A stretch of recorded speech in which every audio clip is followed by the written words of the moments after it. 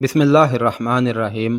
कैरस जब मलका मर्तीना के कमरे में दाखिल हुआ तो ऐसी खुशबू ने उसका इस्तकबाल किया जो उसने पहले कभी नहीं सूंघी थी। उस पर जो तासर तारी हुआ, उस तासुर से भी वो बेगाना रहा था। उसके साथ मलका मर्तीना का ऊंचा कद और दिलकश जिस्म और फिर उसके चेहरे का हुस्न कैरस पर खुमार सा तारी करने लगा। मलका मर्तीना अपनी उम्र से बहुत कम उम्र लगती थी और वो मर्दों को अपने तिलिस्म में गिरफ्तार करने की खसूसी महारत रखती थी। उसने बड़ी बेबाकी और बेहयाई से कैरस का इस्तकबाल किया। कैरस अपने बुढ़ापे में जवानी का जोशो खरोश महसूस करने लगा। मलका मर्तीना ने कैरस को बिठाया और दो नोखेज लड़कियां दौड़ी आईं, जो अपने लिबास में थीं लेकिन बरहना लगती थीं। मलका मर्तीना ने उन्हें कहा कि खाना लगा दें। लड़कियां दौड़ती बाहर निकल गईं और कैरस पर ऐसा जादू तारी कर गई कि उसकी नज़रें उस दरवाजे पर लगी रहीं जिस दरवाजे से वो आई थी, और फिर निकल गई थी। मलका मर्तीना ने जब अपनी अय्यारी चलाई तो थोड़ी सी देर में कैरस भूल ही गया कि वह मजहबी पेशवा है और शाह हरकुल ने उसे अस्कफ़ आज़म बनाया था। उसकी तमाम इंसानी कमज़ोरियाँ उभर आईं और उसकी असल शख्सियत पर छा गईं। खाना आया। उन हसीनो जमीन नौजवान लड़कियों ने खाने के दौरान शराब पेश की तो मलका मर्तीना ने देखा कि कैरस की नज़रें उन लड़कियों के जिस्म पर चिपक गई हैं। खाने के बाद मलका मर्तीना असल बात पर आई। उसने ऐसी कोई बात ना की जिससे ये जाहिर होता कि वह अपने बेटे हरकलियोनास को तख्ते रोम का वारस बनाना चाहती है। उसकी बातों से सुल्तनत रोम का गम टपक रहा था और इन शिकस्तों और सुल्तनत के सुकड़ते चले जाने की जिम्मेदारी हरकुल और फिर कस्तुनतीन पर आयद कर रही थी। उसकी हर बात कैरस के दिल में उतरती जा रही थी। कुछ ही देर बाद कैरस यूं महसूस करने लगा जैसे वो ज़मीन पर नहीं बल्कि बहिश्त में पहुंच गया है, जहां हूरें उसकी खिदमत पर मामूर हो गई हैं। कैरस मलका मर्तीना का गुलाम हो गया था। मलका मर्तीना ने कैरस के लिए जो कमरा तैयार करवाया था वह मलका के कमरे से ज़्यादा दिल अवेज़ और दिल नशीन था। तो इस दिल अवेज़ी और दिलकशी में इजाफा इस तरह हुआ कि मलका मर्तीना ने रात भर के लिए उसके पास उन दो लड़कियों में से एक को भेज दिया। सुबह जब कैरस की आंख खुली तो उसके दिमाग पर मलका मर्तीना सवार थी। उसने फैसला कर लिया था कि रोम के तख्तो ताज का वारिस हरकिलियोनास ही होगा, लेकिन उसने ये फैसला भी कर लिया कि वो कस्तुनतीन का वफादार बना रहेगा और कमक लेकर मिस्र जाएगा। कुछ देर बाद मलका मर्तीना आ गई। मलका ने कैरस के साथ कुछ बातें करके भांप लिया कि यह शख्स उसकी मुट्ठी में आ गया है। तब उसने कैरस के दिमाग में यह बात डाल दी कि वह कुमक लेकर मिस्र जाए और जनरल थियोडोर से मिलकर फौज को इस तरह लड़ाए कि मुसलमानों को मिस्र से निकाल दिया जाए। फिर मलका मर्तीना वहां पहुंच जाए और ख़ुद मुख्तारी का ऐलान कर दे।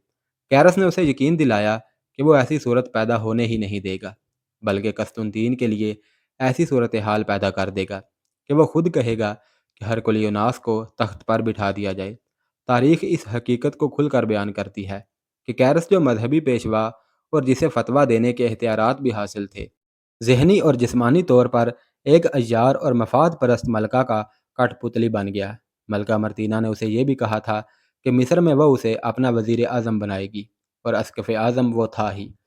मलका मर्तीना ने कैरस की फितरी कमज़ोरियों को उभार कर उसकी दुखती रग अपनी मुट्ठी में ले ली थी। ये थे असरात शराब के, हसीनो जमील लड़कियों के और एक औरत की ज़ुबान के तलिस्म के। उसी रोज़ कस्तुनतीन ने जर्नैलों और इंतज़ामिया के हाकिमों का इजलास बुला रखा था। उसमें कैरस को भी शामिल होना था। तारीख में आया है कि कस्तुनतीन का अंदाज़ हरकुल जैसा शाहाना नहीं था। इजलास में शामिल होने वाले आ गए तो कस्तुनतीन कुछ डरा डरा सा नजर आता था, हालांकि उसका अंदाज और रवैया कुछ और हुआ करता था। बहरहाल उसके अंदाज में शहनशाहियत का तासुर नहीं बल्कि तदब्बुर, और उसने हमेशा तदब्बुर ही से काम लिया था। इजलास में तमाम जर्नैल और शहरी हुकाम हाजिर थे। उनमें कस्तुनतीन के हामी और उसके खिलाफ मलका मर्तीना के हामी भी मौजूद थे। कस्तुनतीन ने बात मिस्र की शिकस्त से शुरू की। उसने सबसे पहले ये अल्फाज कहे कि बाहर के दुश्मन का मुकाबला किया जा सकता है, लेकिन अपने अंदर के दुश्मन से अपनी कौम, गैरत और मुल्क को बचाना मुश्किल हो जाता है। अंदर का दुश्मन बाहर के दुश्मन से ज़्यादा खतरनाक होता है। मैं दिली दुख के साथ ये बात ज़ुबान पर लाता हूँ, कस्तुनतीन ने कहा। हम दो धड़ों में तकसीम हो गए हैं। इस तकसीम को रोका जा सकता है, लेकिन इंतहाई ख़तरनाक सूरत हाल ये पैदा हो गई है कि हम एक दूसरे के दुश्मन हो गए हैं। इसका नतीजा हम सब के सामने है। हम कमक नहीं भेज सके। इसका फ़ायदा अरब के उन बदवों को पहुँचा जिन्होंने आधा मिस्र ले लिया है। असल तनाज़ा तख्तो ताज की वरासत का है। मैं कहता हूँ कि इस तनाज़े को अभी अलग रख दें और सुल्तनत का खोया हुआ वक़ार बहाल करें। आपकी हैसियत एक जर्नैल की है, मलका मर्तीना के एक हामी जर्नैल ने कहा। تحت کی وراثت کا کوئی تنازع نہیں، بلکہ مرتینہ کو ہم روم کی ملکہ تسلیم کر چکے ہیں۔ اس بات پر قسطنطین کے حامی جرنیل بیک وقت بولنے لگے اور ملکہ مرتینہ کے حامیوں نے اٹھ کر ہنگامہ بپا کر دیا۔ قسطنطین اور کیرس نے بڑی مشکل سے اس زبانی کلامی ہنگامے پر قابو پایا۔ اسے اندازہ ہوتا تھا کہ کسی بھی وقت خانہ جنگی شروع ہو سکتی ہے۔ قسطنطین کے چہرے کا رنگ پیلا پڑ گیا تھا، اس کا سر ڈولنے لگا جیسے اسے غشی آ رہی ہو۔ اس کے جسم میں قوت مدافعت بہت ہی کم ہو چکی تھی۔ کیرس اس کی حمایت میں بولنے لگا، شاہ ہرکل نے مکوکیس کو ذلیل اور رسوا کر کے جلا وطن کر دیا تھا۔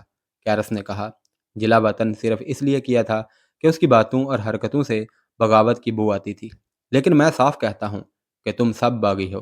تم اتنے اونچے رتبے کے جرنیل اور حاکم ہو اور تم نے خانہ جنگی تک نوبت پہنچا دی ہے۔ یہ شاہی فرمان کے خلاف بغاوت نہیں تو اور کیا ہے؟ قسطنطین نے یہ دعویٰ تو نہیں کیا کہ یہ روم کا بادشاہ ہے۔ اس نے کہا ہے کہ اس تنازع کو ابھی الگ رکھ دیں، مگر تم ایک دوسرے کے اس حد تک دشمن بن گئے ہو کہ عقل کی ایک بات کو بھی نہیں سمجھ رہے۔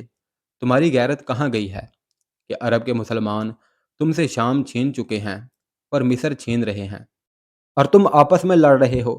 لڑتے رہو، ایک دن مسلمان یہاں بھی آ جائیں گے اور تم سب ان کے قیدی ہوگے۔ سب پر خاموشی طاری ہو گئی اور کیرس نے سب پر نگاہیں دوڑائیں اور کچھ دیر خاموش رہا۔ میں نہ قسطنطین کی حمایت میں بول رہا ہوں اور نہ ملکہ مرتینہ کے حق میں، کیرس نے ذرا وقفے کے بعد کہا۔ ہمیں شاہی خاندان کی نہیں بلکہ روم کی عزت و آبرو عزیز ہونی چاہیے۔ روم کا تخت و تاج ہم سب کا ہے اور یہ ہمارے قومی وقار کی بڑی مقدس علامت ہے۔ سب سے پہلے کمک کی بات کریں، جو مصر بہت جلدی جانی چاہیے۔ دلوں سے ذاتی قدورتیں نکال دو۔ ملکہ مرتینہ کا سب سے بڑا حامی تو کیرس خود تھا، لیکن آدمی جہاں دیدہ اور دور اندیش تھا، بات بچ بچ کر رہا تھا۔ کوئی بھی اس کی نیت پر شک نہیں کر رہا تھا۔ وہ ابھی بول ہی رہا تھا کہ دربان اندر آیا اور سیدھا قسطنطین کے پاس گیا۔ اس کے کان میں کچھ کہا تو قسطنطین نے سر ہلا کر کوئی اشارہ کیا۔ دربان باہر نکل گیا اور ایک اور آدمی اندر آیا۔ وہ سیدھا قسطنطین کے پاس گیا اور اس کے ہاتھ میں کچھ دیا۔ یہ کوئی اہم آدمی ہی ہو سکتا تھا، ورنہ اس طرح کے اجلاس میں کسی کو اندر آنے کی اجازت اور جرت نہیں ہوتی تھی۔ یہ جو آدمی اندر آیا تھا قاصد تھا، جو مصر سے جنرل تھیوڈور کا پیغام لایا تھا۔ قسطنطین پیغام پڑھنے لگا تو اس کا رنگ جو پہلے ہی پیلا پڑ گیا تھا لاش کی مانند ہو گیا اور پیٹھ پیچھے لگائی جیسے نڈھال ہو گیا ہو۔ حاضرین سمجھ گئے کہ یہ پیغام ہے اور کوئی اچھی خبر نہیں۔ تم لوگ آپس میں لڑتے رہو، قسطنطین نے ایسی آواز میں کہا جو بے جان سی تھی اور اس میں ہلکا سا لرزہ بھی تھا۔ عرب کے بدوؤں نے بابلیون اور اس کے گرد و نواح کا علاقہ اور جزیرہ روزا فتح کر لیا ہے۔ جنرل تھیوڈور اور جنرل جارج مسلمانوں کے ساتھ سمجھوتا کر کے اپنی ساری فوج نکال لائے ہیں۔ کیا تم اب بھی کمک نہیں بھیجو گے؟ مورخ لکھتے ہیں کہ پہلی بار کچھ دیر کے لیے تمام جرنیل اور دیگر حکام متفق ہوئے اور مصر کو کمک بھیجنے کا فیصلہ ہوا۔ قسطنطین کا یہ مشورہ بھی قبول کر لیا گیا کہ کیرس اس کمک کے ساتھ جائے گا۔ بابلیون کی فتح کا پیغام قسطنطین تک کچھ دیر سے پہنچا تھا۔ وجہ یہ تھی کہ ایک تو فاصلہ بہت ہی زیادہ تھا اور آگے بحیرہ روم تھا، اس کے آگے بزنطیہ تک پھر خشکی تھی۔ لیکن جنرل تھیوڈور نے پیغام بھیجا ہی تاخیر سے تھا۔ اسے توقع تھی کہ مصر سے ہی کمک مل جائے گی اور بابلیون پر فوج کشی کر کے وہ شہر مسلمانوں سے واپس لے لے گا اور اس کے بعد بزنطیہ پیغام بھیجے گا، لیکن اسے کمک نہ مل سکی کیونکہ مجاہدین اسلام نے کمک کے تمام راستے بند کر رکھے تھے۔ کمک کو کسی اور راستے سے آنا تھا اور اس کے لیے خاصا وقت درکار تھا۔ بہرحال جنرل تھیوڈور نے پیغام بھیج دیا۔ بابلیون کی شکست دراصل جنرل تھیوڈور کی شکست تھی، جس پر وہ پردہ ڈالے رکھنا چاہتا تھا، لیکن یہ ممکن نہ تھا۔ اجلاس میں شریک تمام جرنیلوں اور حاکموں پر سناٹا طاری ہو گیا، لیکن فوراً ہی سب کی نظریں قسطنطین کی طرف ہو گئیں، کیونکہ وہ ایسا نڈھال ہو گیا تھا کہ اس کا سر ایک طرف ڈھلک گیا تھا اور شاید غشی میں چلا گیا تھا۔ کیرس اور دو جرنیلوں نے اسے جا کر دیکھا۔ وہ بے ہوش تو نہیں تھا، لیکن اس کی حالت ٹھیک نہیں تھی۔ اسے اندر ہی اندر ایک غم روگ بن کر کھا رہا تھا۔ بابلیون کی شکست کی خبر آخری تنکا ثابت ہوئی۔ یہ کوئی معمولی صدمہ نہیں تھا۔ قسطنطین کو سہارا دے کر اٹھایا گیا۔ کسی نے دربان سے کہا کہ طبیب کو فوراً ساتھ لے آئے۔ قسطنطین کو اس کے سونے والے کمرے میں لے جا کر لٹا دیا گیا۔ قرآن کا ہر ایک فرمان ہرکل اور اس کے شاہی خاندان پر پورا اتر رہا تھا۔ ایک آیت میں اللہ تبارک و تعالیٰ کا ارشاد ہے کہ جن لوگوں کے دلوں میں یہ اندیشہ ہے ہی نہیں کہ کبھی ان پر بھی برے دن آئیں گے، ان لوگوں کے اعمال سے نظر ہٹا لو، اللہ خود ایک گروہ بھیج کر ان کو ان کے اعمال کا بدلہ دے گا۔ دین اسلام کے اس دشمن خاندان نے، خصوصاً ہرکل نے، مصر میں فرعونیت رائج کر دی تھی۔ اس نے عیسائیت کے نام پر اپنا مذہب بنا کر نافذ کر دیا تھا اور اسے قتل و غارت کے ذریعے لوگوں سے منوایا تھا۔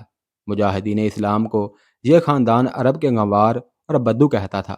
ہرکل نے کبھی سوچا بھی نہیں ہوگا کہ اس کے خاندان پر برے دن بھی آئیں گے۔ اللہ اس کے اعمال کو دیکھ رہا تھا اور اب اس کی ذات باری نے ایمان والوں کا ایک گروہ بھیج دیا تھا جو اس خاندان کو اعمال بد کا بدلہ دے رہا تھا۔ ملکہ مرتینہ کو پتہ چلا کہ قسطنطین کو اس بری حالت میں اجلاس سے لائے ہیں تو وہ اٹھ دوڑی اور قسطنطین کے کمرے میں جا کر پلنگ پر بیٹھی اور 2-3 بار اس کا منہ چوم کر ایسی فارفتگی اور جذباتیت کا اظہار کیا جیسے وہ اس کی سگی ماں ہو۔ اے خدا! مرتینہ نے ہاتھ جوڑ کر آسمان کی طرف کیے اور منہ اوپر کر کے روتی ہوئی آواز میں کہا، میرے بیٹے کو صحت عطا کر دے، میری جان لے لے، میرے بیٹے کو اچھا بھلا کر دے، میں اسے گھوڑے کی پیٹھ پر دیکھوں اور اس کے چہرے پر جوانی کی چمک دیکھوں۔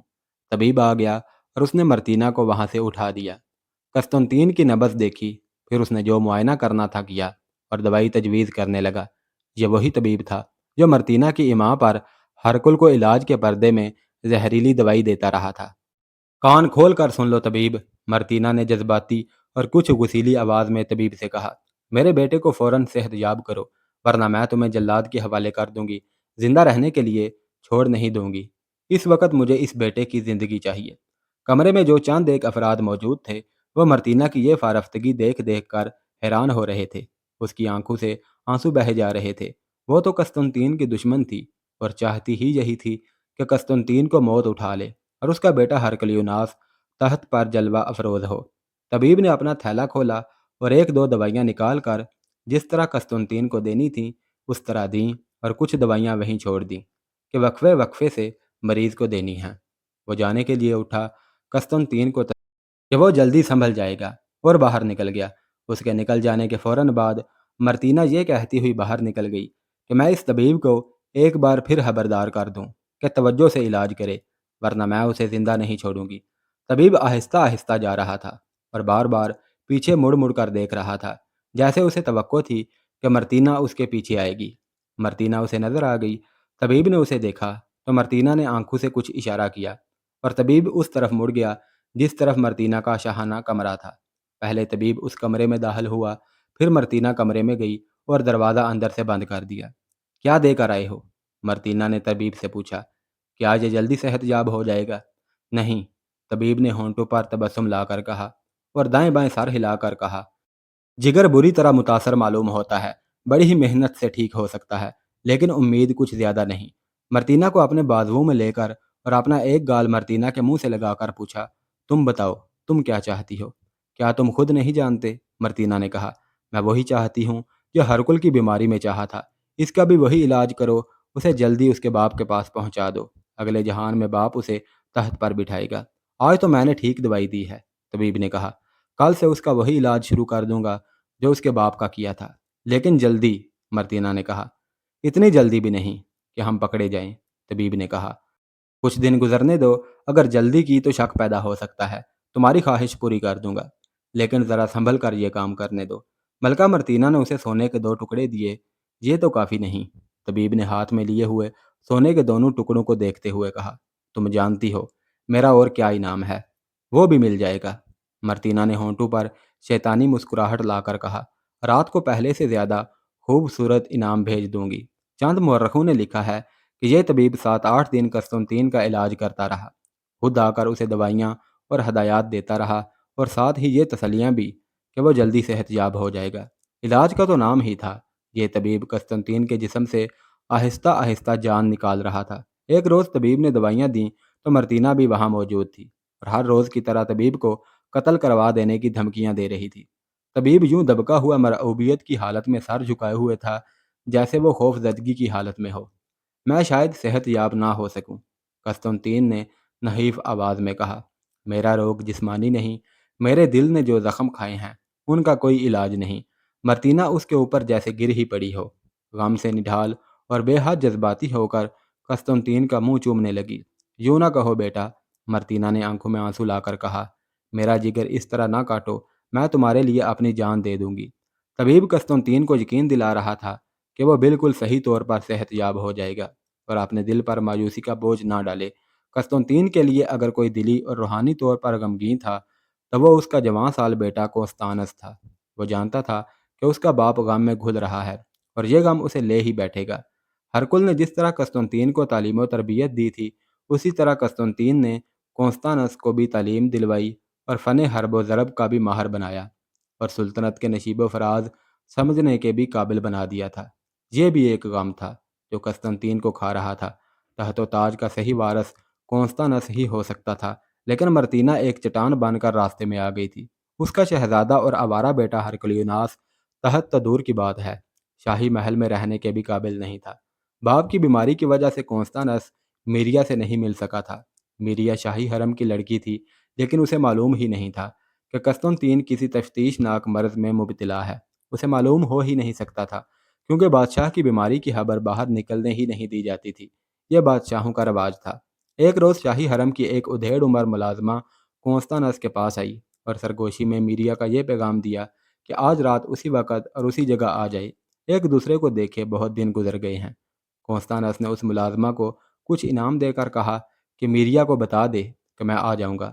رات کونستانس شاہی باغ کے اس گوشے میں چلا گیا جہاں وہ اور میریا بہت دیر ایک دوسرے میں گم رہتے تھے۔ ان کی محبت روحوں میں اتری ہوئی تھی۔ کونستانس کو دیکھ کر میریا اس طرح اس کے ساتھ چپک گئی جیسے ماں کو اس کا گم شدہ بچہ مل گیا ہو۔ میریا نے محسوس کیا کہ کونستانس کچھ پریشان اور مایوس سا لگتا ہے۔ اس سے الگ ہو کر پوچھا کہ وہ اس کے پاس آ کر اداس اور مایوس کیوں ہو گیا ہے۔ کونستانس نے بتایا کہ اس کا باپ بیمار پڑا ہے اور روز بروز اس کی حالت بہتر ہونے کی بجائے بگڑتی جا رہی ہے۔ میریا نے بے تابی سے ایک ہی بار کئی سوال پوچھ لیے، بیماری کیا ہے، کب سے ہے وغیرہ، اور آخر میں پوچھا کہ علاج کس کا ہو رہا ہے۔ اسی طبیب کا، کونستانس نے جواب دیا۔ اسے تم جانتی ہو، جس نے میرے دادا ہرکل کا علاج کیا تھا۔ نہیں نہیں، میریا نے تڑپ کر اور کونستانس کے کندھے جھنجھوڑ کر کہا، اس طبیب کو فوراً ہٹا دو اور دوسرے کسی طبیب کا علاج کراؤ۔ تم نے پہلے میری بات پر یقین نہیں کیا تھا اور ٹال گئے تھے۔ یہ طبیب جب شاہ ہرکل کا علاج کر رہا تھا تو میں نے تمہیں بتایا تھا کہ وہ شاہ ہرکل کو غلط دوائیاں دے رہا ہے، اور شاید یہ دوائیاں زہریلی بھی ہیں۔ میں آج بھی یقین سے کہتی ہوں کہ شاہ ہرکل کو اسی طبیب نے زہریلی دوائیں دے کر مار ڈالا تھا۔ اب وہ تمہارے باپ کو بھی ایسی ہی دوائیوں سے مار ڈالے گا۔ یہ ملکہ مرتینہ کی سازش ہے۔ تمہارے باپ کو مروا کر وہ اپنے بیٹے کو تخت پر بٹھائے گی۔ تمہارا باپ ہی تو اس کے راستے کی آخری رکاوٹ ہے۔ کونستانس اب بھی میریا کی اس بات پر دھیان نہیں دے رہا تھا، لیکن میریا کے دل میں کونستانس کی جو محبت تھی، اس نے اس کی زبان سے ایسی باتیں کہلوائیں اور ایسی بے تابی کا اظہار کروایا کہ کونستانس مان گیا۔ اگلی صبح کونستانس نے اپنے باپ قسطنطین سے کہا کہ وہ اس طبیب کو بدلنا چاہتا ہے۔ اس نے باپ کو کوئی اور بات نہ بتائی۔ میریا کا شک بلکہ یقین اپنے باپ کے کانوں تک پہنچنے ہی نہ دیا۔ اس نے غالباً سوچا ہوگا کہ یہ میریا کا صرف وہم یا شک ہی ہو سکتا ہے۔ اگر قسطنطین نہ مانا تو پھر اسے بتایا جائے گا کہ کونستانس کس کی بنا پر طبیب کو بدل رہا ہے۔